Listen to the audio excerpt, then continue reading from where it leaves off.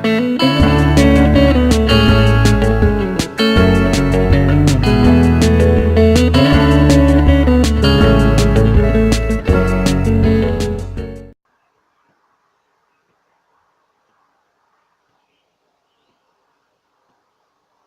guys, welcome back to playing Desire and Decorum, Book 1, Chapter 4.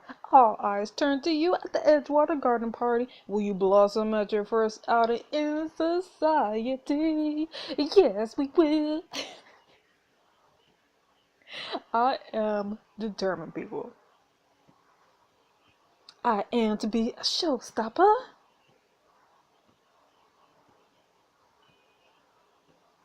Desire and Decorum. Chapter 4, Best Foot Forward. On the day of the garden party, you and Briar stand by the window, watching the servants finish setting up the large white tents and tables in the yard. My father has certainly spared no expense. Can't believe there's a top prize for you. There's even a duke coming. There's only one step below the prince regent. The duke will be interesting to me. Should be excited to meet me. Right? Briar giggles and hits your arm playfully. You must be a proper lady now, but keep this up and your newfound vanity won't be able to fit through the door. Just then your bedroom door flies open. The dowager countess enters, taking in your appearance. That's a grandmother. Oh, I need to get her voice. I wanted to catch you before this party. I have a few surprises for you. So this is your introduction to all the local nobility, and the Duke of Carleton is one of the utmost importance to impress today. And so I had to tailor correct dress befitting such an occasion. Miss Dolly, if you fetch from the wardrobe. Barton also pulls out a pink lace dress with the amethyst necklace. You run your hands across delicate fabric. It's absolutely beautiful. I'm sure you'll leave everyone speechless today. My voice keeps going out every time I do her voice. In case the eye of a certain someone, perhaps. Well, it doesn't hurt to try it on at least. Wear a lovely lace to the Edgewater Garden Party for a chance to improve your relationships and social standing. I don't care. I mean, it does look nice, but I don't care. I'm gonna just wear this. A pure and effortless look. It's a nice dress, more comfortable with what I have on. Very well, if you insist. Ugh. Come along then, there's one more thing. It takes more effort to do her voice than Bertrand's voice, honestly. You head downstairs, following your grandmother closely as she prepares you for the day's festivities. Besides the normal gospel introductions, there will be chorus, music, and dancing and games. The two of you suddenly come to a stop at the bottom of the stairs. Miss Parsons stands in the foyer, dancing and humming to herself.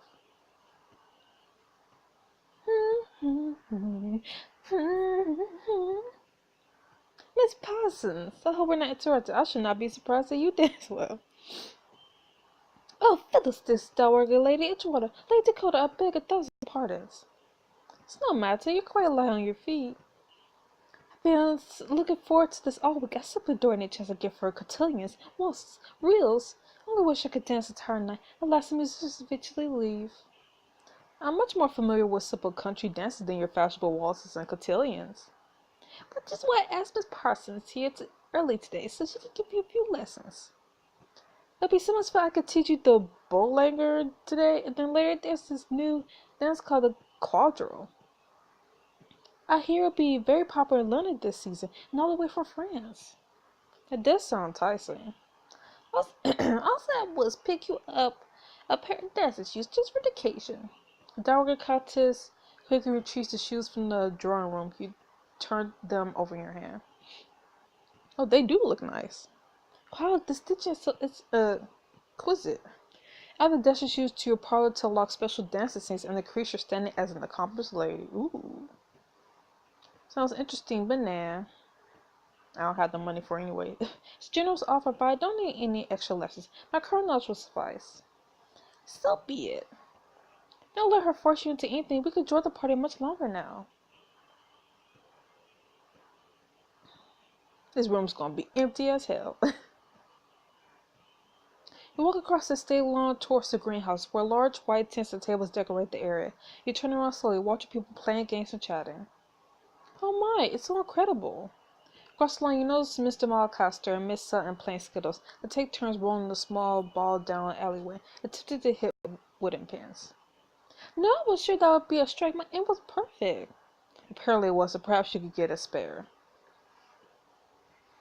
As you continue to watch, Mr. Woods approaches and offers you a variety of small cakes on a silver platter. Hey, Dakota, care for any refreshments? You know it. Certainly, these look delicious, Mr. Woods. How are you enjoying yourself today? Very well, but should you really be talking to someone in my position, my lady?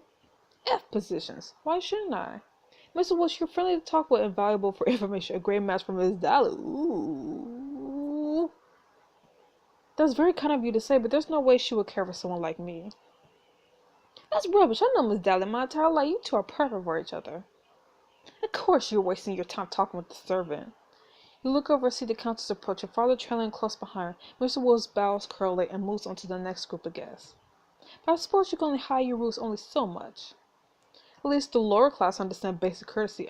I'm friendly to everyone. It's more than it could be said for some people. And not like some other people, I care about my reputation. I believe that's enough hearing. Yeah, I'd like to go enjoy her party. Yes, my party. And I could cry and eat cake if I want to.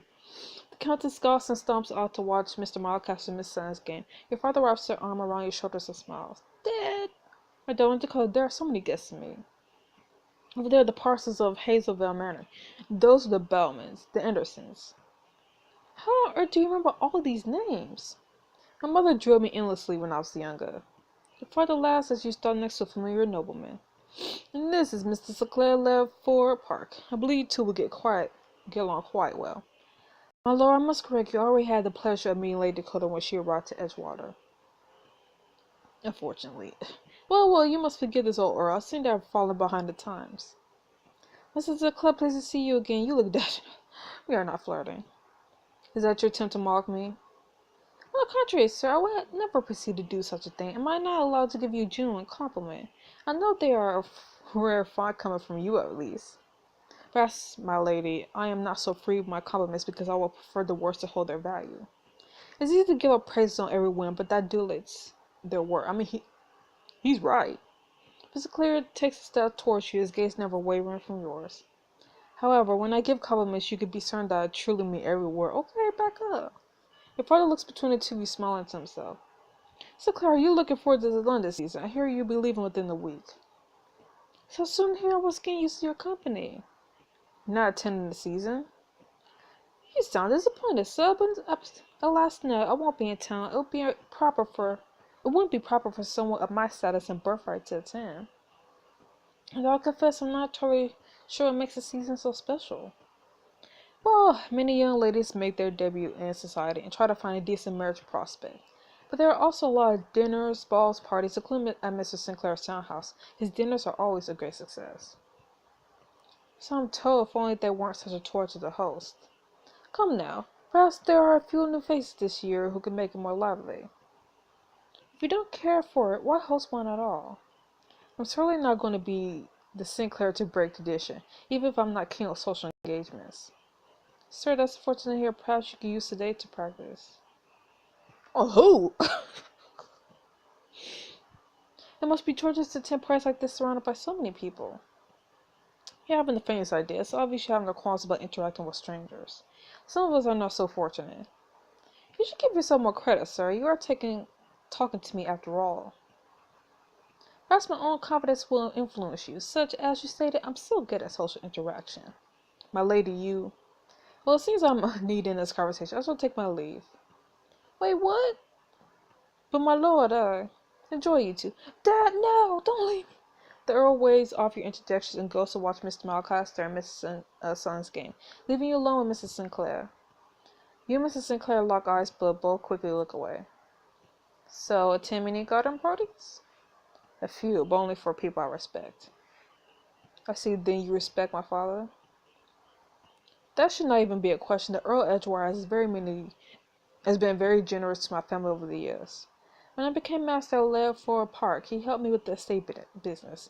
Were it not for him, I don't know that the Sinclairs would still own the property. He's a great man. I'm pleased I am not the only one who sees him that way. Are the festivities to your liking today, Mrs. Sinclair? Well, let me guess, you find them simply adequate. You presume to know my character so easily, my lady. No, I'm simply pretending to figure out the puzzle that is Mr. Sinclair. Mr. Sinclair takes a step closer, keeping his eyes locked on yours. And what have you determined thus far? You mimic his stride, challenging him with a smirk. So I cannot allow you to know all my secrets. Where's the fun in that? Just then, you hear a loud cry across the lawn. Miss Sun jumps and jumps up and down next to the game of Skittles. That was a strike, Mrs. Malcasa. Did you see it? Yes, I'm not blind. Do you play Skittles, Lady Dakota? I cannot say I have. Oh, well, I would ask you too much, but you couldn't possibly keep up. Afraid to lose to a novice player? Hardly. I doubt someone of your level could defeat me. I've never lost before. But perhaps you care to prove me wrong. Nope. You square your shoulders towards Mr. Sinclair, meeting his gaze fully. Play Skittles, Mr. Sinclair, in this exclusive scene for a chance to prove your relationship and raise your soul standing. I don't care. Get me out of here. I don't care to play. I don't have to prove myself to you, besides I won't dare risk damaging your fragile identity. You moved to brush past Mrs. Sinclair, but the dowager countess calls to you across the lawn. My lady, dear Dakota, there you are. Your grandmother approaches you and Mrs. Sinclair, and you notice the older gentleman trailing closely behind her. I would like to formally introduce you to Duke Tristan Richards of Carlington. Hello. How do you do, Lady Dakota? Duke Richards kissed your hand instantly, not letting go. Ever since I heard of your arrival, I've been counting the moments to our first encounter. Really? Your Grace, I've also looked forward to this meeting. You're not what I expected? Dowager Countess has certainly talked. I can only hope that my charms and dashing good looks do not disappoint. No, but will you not let me talk? In fact, for years they have sung glorious tales of my heroic deeds and handsomeness. Okay, you just turned me off. Dude pulls you close, smiling aggressively at Mrs. Sinclair. Where are you? Hey Dakota, you shouldn't waste your time among the common folk like Mrs. Sinclair here, not when you are worthy of so much more. What? Or has he told you tells my greatness? This dude is feeling himself. This dude is literally feeling himself. I don't like it. What greatness do you refer to, Your Grace? I was under the impression that all those tales were merely fiction. If you think hard enough, sir, I'm sure something will come to mind. We got you. It's better than last you left, Your Grace. If you excuse me, Lady Dakota, Dowager Lady Edgeworth, Duke Richards. What was that about? Mr. Clare has never been overly fond of me. I think he's jealous. There's plenty to be envious of. You're tied up fortune, good reputation. You're feeding his ego, Grandma? Ah, yes, poor Mr. Sinclair. He always wants everything I have. I pity the man, honestly. But let's speak of something happier. Perhaps I could tell you more about myself. No. No.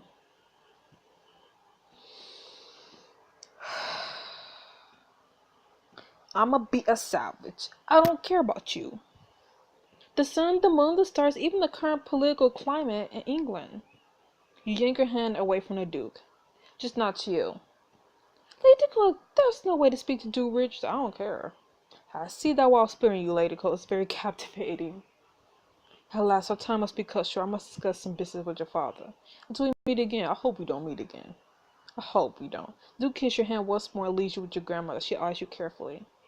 Well, what do you think of our... He's horrible. He's quite attentive. This is excellent quality. It's a prime example of good breeding. But you have plenty of time today to see that. Ugh. Exhausting. Later during the party. You and Miss Parsons stroll around the edges of the party together, noting the various groups. Don't look now, but Duke Richards is staring at you. I don't care. I don't know if I should be jealous or happy for you. Why not both? You slyly glance over at the Duke across the lawn. He locks eyes with you and grins wildly. Ugh. He's clearly taking a fancy to you. He creeps me out, man. So we'll see my grandmother will be enthralled by the news. Dakota, he's coming this way. I just can't seem to get away from him. Quick, let's hide somewhere. You see Duke Richards take a few steps in your direction. You look around for a place to go.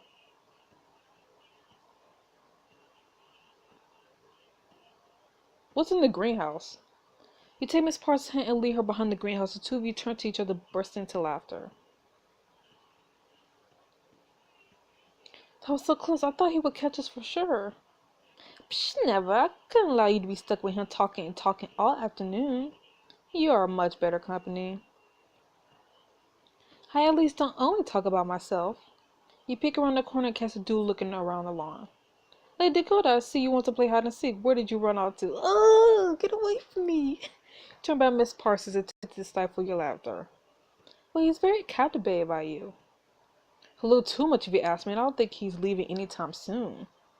We could always make this a bit more interesting. The Edgewater Lake isn't too far away, and we'll be away from prior ice. Ooh. Plus, I'm going away to London in a few days for the season. We have to make the most of our time together. Aww. Escape to the Edgewater Lake with Miss Parsons in this exclusive scene for a chance to become better acquainted and improve relations. Oh, I want to. I have no money. It's my party. My father threw this in my honor. I feel obligated to remain here. Besides, I'm a Lady Edgewater. I should be able to talk to any nobleman, even when they're self-absorbed prigs. The two of you giggle and rejoin the party together. You notice couples heading towards the dance floor as the musicians start a new song. Miss Parsons gasps beside you. Oh my goodness! Finally, some dancing sounds like the bootlegger. I don't know that one. You learn on the go. It's very simple to pick up. Not much footwork involved. We just need to find your partner. Can't you dance with me? I have just the person in mind. Look around the party. Dance with me. No. Yes. Ugh. Ugh. Please tell me that the Richards, whatever his name is, he's not going to be a love interest, because, ugh. You turn towards Miss Parsons next to you. Why are you looking at me like that? Did I spill punch on myself? No, silly. I was wondering if you'd like to dance with me. With me? But what would everyone else think? Psh, who cares? Forget that I only have eyes for you. Ooh. Excellent, because I only want to dance with you too. Miss Parsons laughs and takes your hand as you escort her to the dance floor, passing the Duke along the way. Two of you join a group with Miss Sutton and Mr. Acosta. As the meal begins, you and Miss Parsons curtsy to each other. Who is this marvelous leather bootlegger? The group forms a large circle and starts turning to the left, then changes directions. Go to the right. You smoothly move with the flow of your group to the right. So far, so good. There are large circle breaks apart, each couple spinning around the partner. Everyone's eyes are on us. Let's give them a show. I do believe you're right. Does that worry you? Even if it did, I've already made my choice. They could all get over themselves, and I never leave my brilliant partner. As the dancer continues, you and Miss Parsons change partners within the circle. Miss Marquessa reaches for your hand. You ignore your stepbrother's hand and move across the circle. I guess we're not dancing the proper moves. Sorry, I'll get in next time. As all the couples dance with other partners, you notice Miss Parsons gazes from across the circle.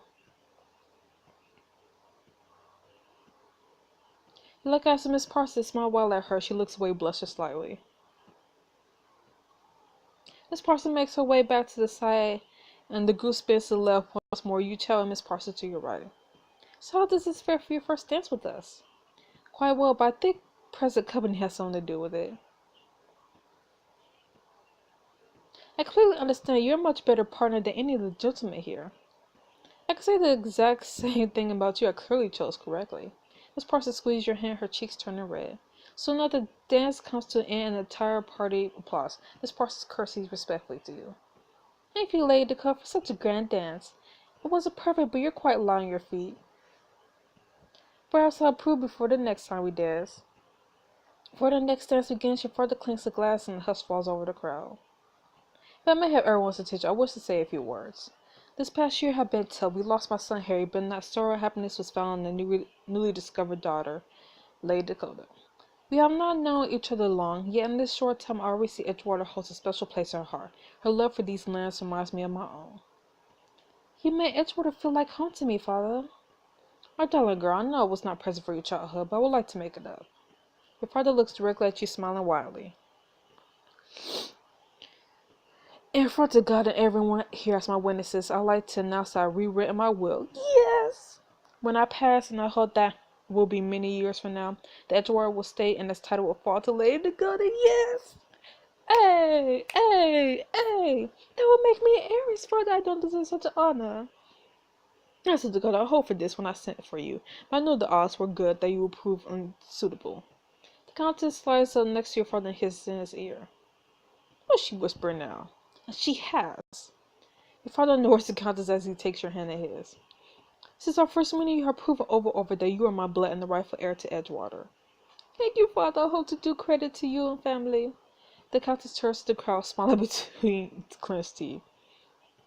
Apologies, everyone. My husband simply thought this would be a funny joke. This is no joke, my lady. It's something best discussed in private. Do you disagree, my lord? Stop bringing attention to yourselves. You're embarrassing yourself. As the crowd begins to disperse, you notice Mr. Kanakasu standing next to you, sighing heavily. I thought Edgewater might be mine. F you. I'm a outcast. It looks like I'm in charge now. I can only imagine how hard it's supposed to be. I don't care. Everything around you will eventually belong to me. You best learn your place. You don't have to gloat about it. As Maracasa sulks out while your father pulls your side spigot to your quality. Before you get carried away, there's a stipulation in the will I have to make. Oh no, of course it's too good to be true. What's the catch? I need to marry, right? It's nothing dreadful, but in order to inherit Edgewater, you must marry someone of suitable rank. What? It's the only way to assure this day will be safe and yours. But to help you out, you'll make your debut this letter season. You leave in a few days' time. Hey! However, nearby Countess Hiriaska turns into a twisted smile. Of course she's gonna ruin everything. Next time on the Decorum, as the newest heiress to the Edgewater Estate, London calls. Will it be a smooth journey or will there be unexpected bumps along the way? Of course it's gonna be bumps because Henrietta is gonna ruin everything for us. Anyways, aside from getting to hang out with Miss Parsons and being announced as a new heiress, this chapter was okay. It was decent, you know. But anyways, I'll see you guys next week in the next chapter of Desire Decorum. So see you then. Bye bye.